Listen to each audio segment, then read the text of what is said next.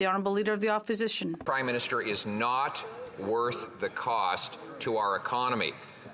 Real per-person GDP has grown slower in Canada than all the rest of the G7.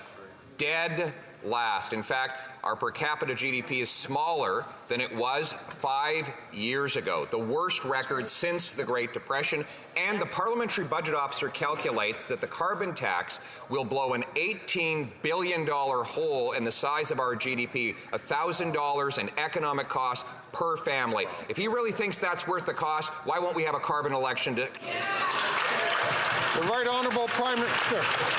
Speaker, at the same time, our population is growing faster than other countries around the world, if you're going to be telling the full story.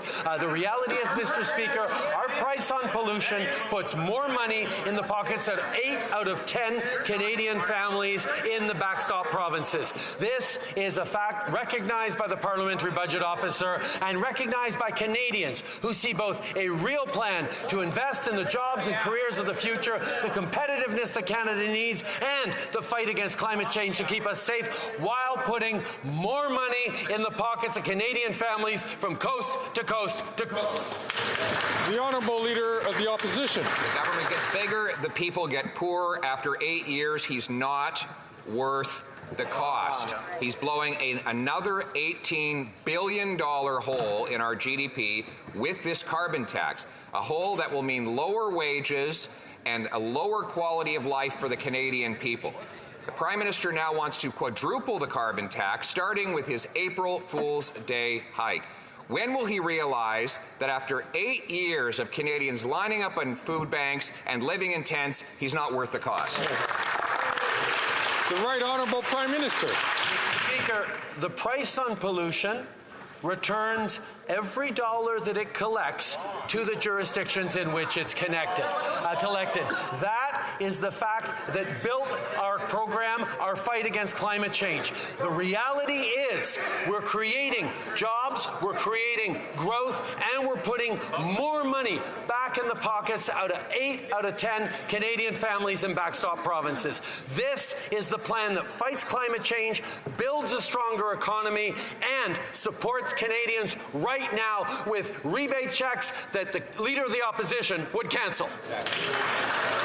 The Honourable Leader of the Opposition. Based on his own main estimates and public accounts, he's collected over $20 billion in taxes and only returned $18 billion. So it is factually inaccurate to say that he's given every penny back. In fact, we know that in every single province where the carbon tax applies, Canadians pay more than they get back, and there is only one provincial party that supports the tax.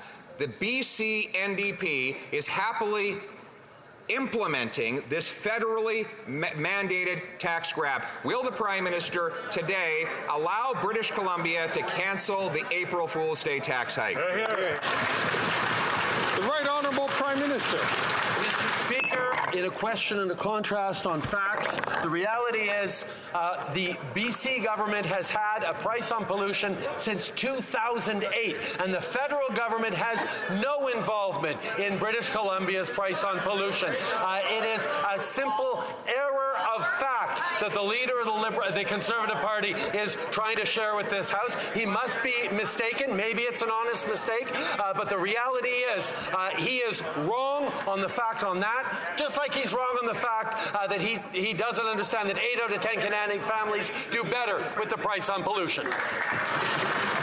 The Honourable Leader of the Opposition. Page 75 of the BC budget confirmed that they were bringing in the tax hike on April 1st because they're forced to by federal law. And according to the Vancouver Sun, the NDP budget and fiscal plan presented in February says the carbon tax will raise $9 billion over 3 years. The New Democrats plan to give back $3.5 billion in climate action tax credits to low and middle income folks and spend the rest as they see fit. So will the Prime Minister end the carbon tax coalition with his provincial NDP BC counterparts so that British Columbians can get their money back? The Right Honourable Prime Minister. You'd think that for someone who's been railing against our plan to fight climate change and put more money in people's pockets for months now, he'd actually have done his research to understand how it works.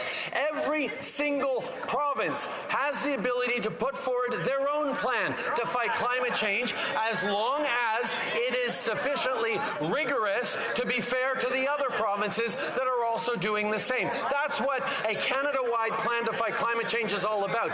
Yes, the federal backstop gives back more money directly to Canadians in 8 out of 10 cases, but BC and others are free to do their own thing.